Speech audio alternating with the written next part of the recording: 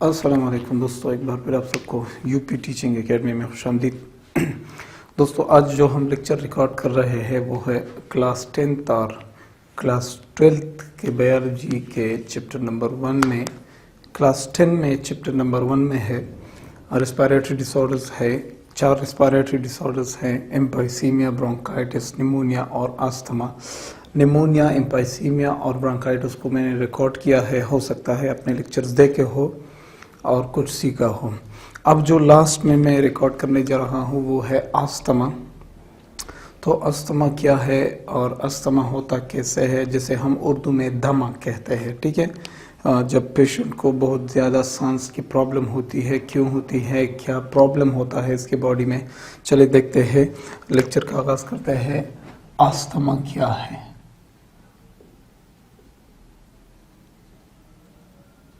Asthma, ठीक है, asthma जिसे हम दमा कहते हैं। ठीक है, अब उर्दू में तो मैं इतना नहीं लिख सकता, लेकिन हम डिजीज़ को आगे ले जाते हैं। What is asthma? अस्थमा क्या है दोस्तों?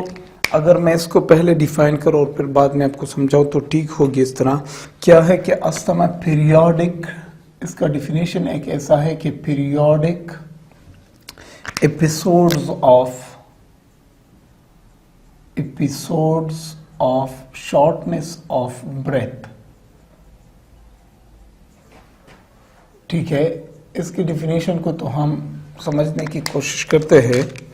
पीरियोडिक का मतलब है जब बार बार कोई चीज आती है, इसे हम पीरियोडिक कहते हैं।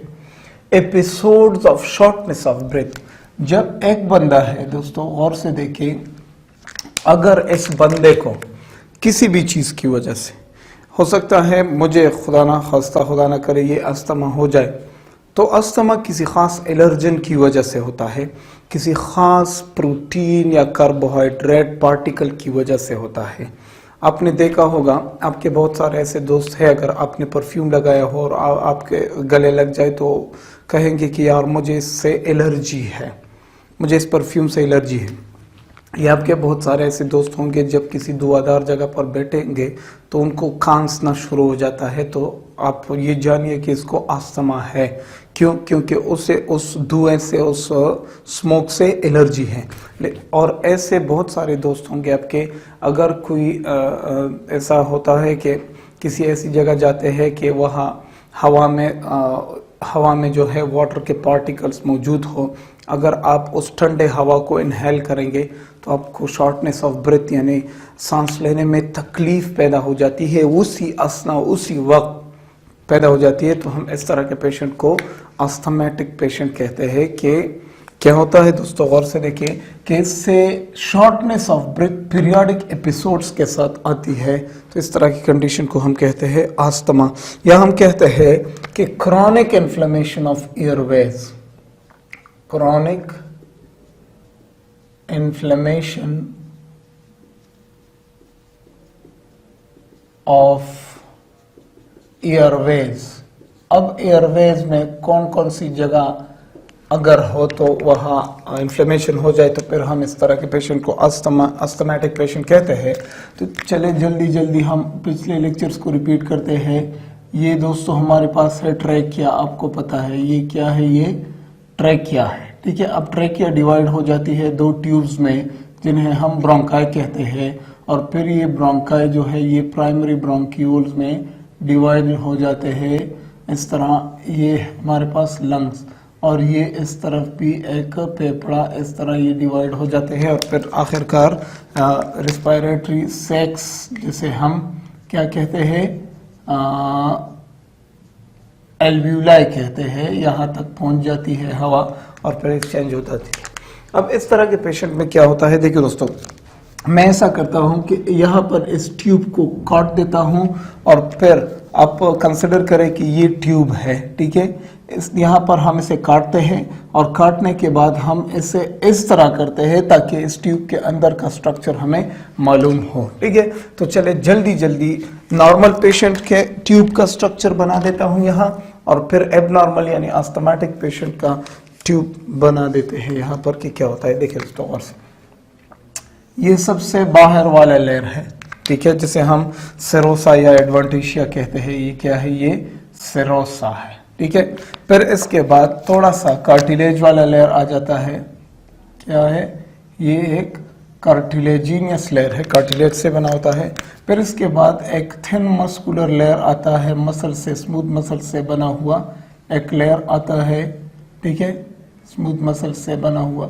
फिर इसके बाद एक लेयर है जिसे हम लेमिना प्रोप्रिया कहते हैं, ठीक है। क्या कहते हैं दोस्तों? लेमिना प्रोप्रिया, इस तरह, ठीक है। अब इस लेमिना प्रोप्रिया में बहुत सारे आर्टरीज, वेन्स और कैपिलरीज होते हैं। ये आर्टरीज है, आप कंसिडर करें, और इस तरह इसके साथ ही वेन्स भी होते हैं लेमिना प्रोप्रिया में। और इसी लेमिना प्रोप्रिया में कुछ खतरनाक किस्म के सेल्स जिनका जिक्र मैं अभी करूंगा, इनको हम मास्ट सेल्स कहते हैं, ये यहाँ पर मौजूद होते हैं। कौन से सेल्स दोस्तों? ये क्या है? ये मास्ट सेल्स है। अब इनका बहुत अहम किरदार है इस तरह के कंडीशन में, अस्थमा में। तो ये है मास्ट सेल्स। अब इसके बाद है हमारे पास एक और जो है वो मसल लेयर है, ये बहुत थिन है, मस्कुलरिस इंटरना जिसे हम कहते हैं। फिर इसके बाद हमारे पास आता है इसका एपिथेलियम, ठीक है। ये एपिथेलियल टिश्यू है, एपिथेलियल लेयर है। सबसे जो अंदरूनी वाला लेयर है उसे हम एपिथेलिया कहते हैं, ठीक है, इस तरह।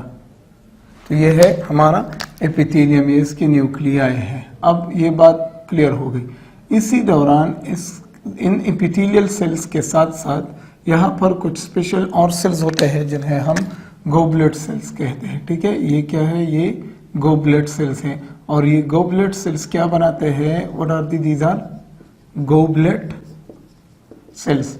ये गोबलेट सेल्स क्या बनाते हैं? गोबलेट सेल्स हमारे पास म्यूकस बनाते हैं ताकि रिस्पिरेटरी ट्रैक को जो है वो क्या रख सके, रिस्पिरेटरी ट्रैक में थोड़ी सी नमी मौजूद हो। ये गोबलेट सेल्स म्यूकस बनाते हैं और ये रिस्पिरेटरी ट्रैक को नम रखते हैं, ठीक है।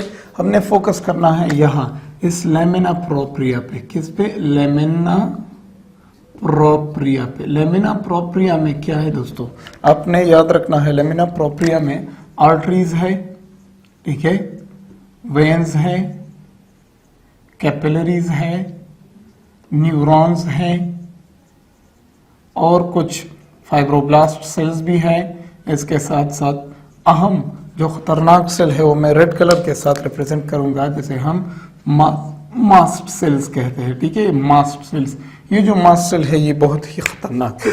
अब देखिए गौर से दोस्तों, खेल अब शुरू होता है।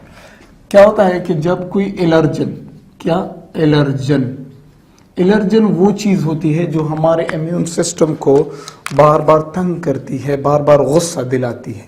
एलर्जन वो प्रोटीन्स होते हैं, कार्बोहाइड्रेट्स भी होते हैं, पॉलीसैकेराइड्स भी होते हैं, ठीक है, कुछ मॉलिक्यूल्स होते हैं, प्रोटीन्स होते हैं, ठीक है। ये हमारे इम्यून सिस्टम को बार बार ट्रिगर करते हैं, बार बार गुस्सा दिलाते हैं, बार बार गुस्सा दिलाते हैं। तो ठीक है, चले देखते हैं। एक बंदा है, यहाँ पर आपका एक दोस्त खड़ा है, ठीक है, ये आपका दोस्त है, ठीक है, और ये इसका जो है ये लैरिंक्स है और फिर बाद में ये ट्रैकिया है, ठीक है, और ये इस तरह, और ये इसके लंग्स है, ठीक है। अब अगर यहाँ पर कोई पार्टिकल है और खुदा न खास्ता इस बंदे ने इस पार्टिकल को इनहेल किया, ठीक है, ये एक एलर्जन है। क्यों?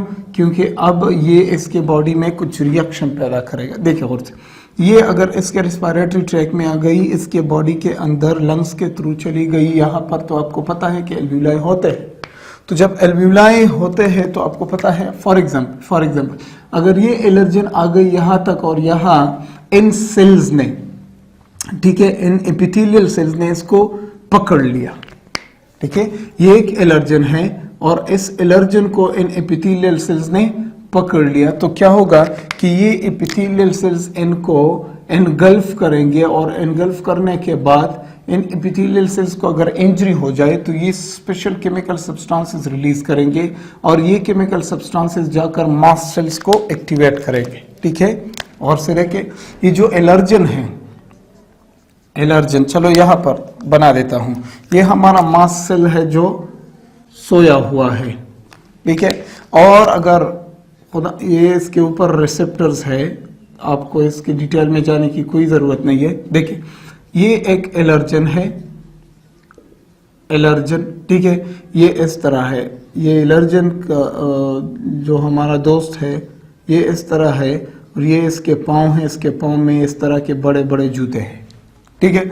ये एक एलर्जन है और आ गया, और जब आ गया अगर इसने एक पाँव यहाँ रख दिया और एक पाँव यहाँ रख दिया तो क्या करेगा, जब ये पाँव यहाँ रख देगा तो रिसेप्टर एक्टिवेट हो जाएगा, तो मास्ट सेल क्या करेगा, एक्टिवेट हो जाएगा। और जब मास्ट सेल एक्टिवेट होता है तो ये बहुत ही गुस्सा हो जाता है, ठीक है। मास्ट सेल क्या हो गया, गुस्सा हो गया। जब मास्ट सेल गुस्सा होता है तो ये स्पेशल केमिकल सब्सटेंसेस रिलीज करेगा जिन्हें हम इन्फ्लेमेटरी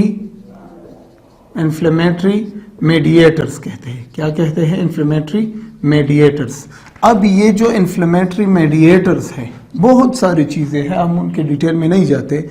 अगर बार बार देखिए, गौर से दोस्तों, गौर से देखिए, ये एक बंदा है जिसे इस तरह की इन पार्टिकल्स से क्या है, एलर्जी है, ठीक है।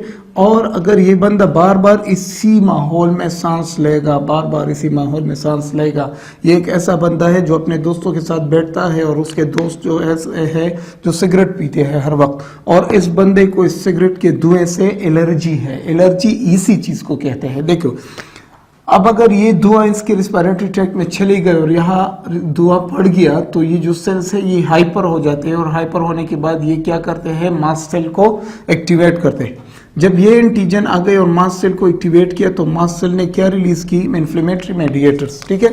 अब देखे जब इन्फ्लेमेटरी मेडिएटर्स रिलीज होंगे तो क्या हो जाएगा, अब इस ट्यूब को देखे, यहाँ पर मैं एक दूसरा ट्यूब बना देता हूँ, वही ट्यूब है। तो हम इस तरह करते हैं, ये इसका कार्टिलेज वाला लेयर है, आपको पता है।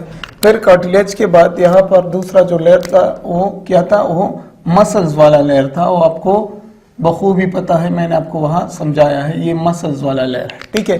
फिर मसल के बाद आपको पता है कि लेमिना प्रोप्रिया है। कौन सा लेयर, लेमिना प्रोप्रिया। अब आप एक डिफरेंस देखेंगे यहाँ, उसमें उस डायग्राम में और इस डायग्राम में आप डिफरेंस देखिए गौर से।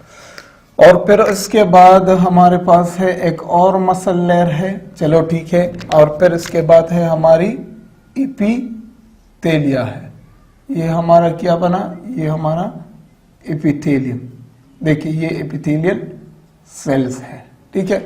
अब यहाँ देखिए, यहाँ जो आर्टरीज थे और साथ में वेन्स भी थे और साथ में कुछ मास सेल्स भी थे जो अब इंतहाई गुस्सा है, ठीक है।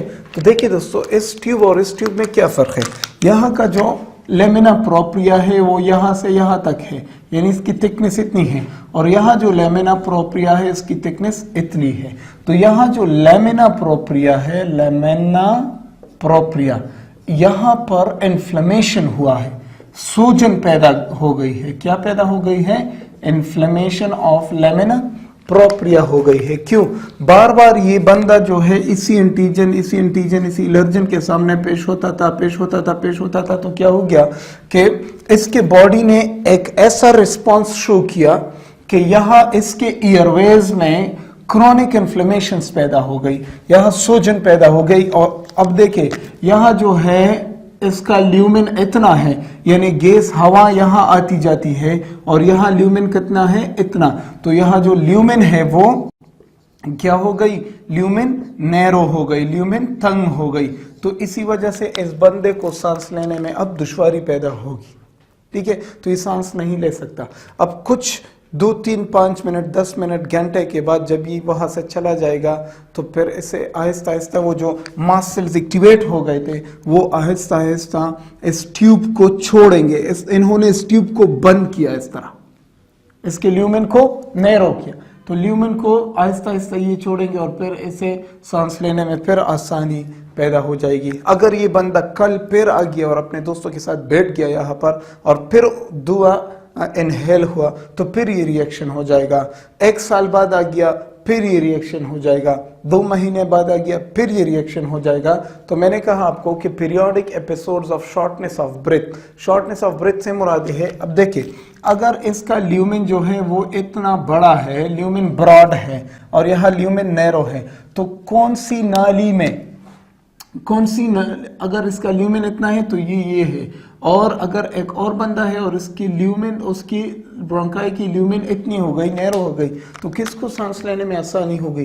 ये बासानी सांस लेगा, इसको सांस लेने में दुश्वारी होगी। तो अस्थमा के पेशेंट में इस तरह होता है कि कुछ एंटीजन या एलर्जन बॉडी के अंदर चले जाते हैं, और जब रिस्पायरेटरी ट्रैक्ट के अंदर चले जाते हैं तो रिस्पायरेटरी सिस्टम जो है वो इस एंटीजन को नहीं मानता, इस एंटीजन के खिलाफ रिएक्शन शो करता है। जब रिएक्शन शो करेगा तो ये क्या करेगा, ये इस ट्यूब, अगर ट्यूब इतना हो तो जब रिएक्शन शो होगा तो ट्यूब जल्दी जल्दी इसकी दीवारें इस तरह हो जाएंगी और ट्यूब का ल्यूमेन जो है वो नैरो हो जाएगा। तो जब ल्यूमेन नैरो हो जाएगा तो अचानक आपको इस तरह का सांस लेना शुरू हो जाएगा, इसे कहते हैं अस्थमा। ठीक है, तो अस्थमा के पेशेंट में यही सब होता है। अब अगले लेक्चर में हम इसके साइन सिम्टम्स और फिर काजेज और ट्रीटमेंट पढ़ेंगे, तो देखते हैं अगले लेक्चर में।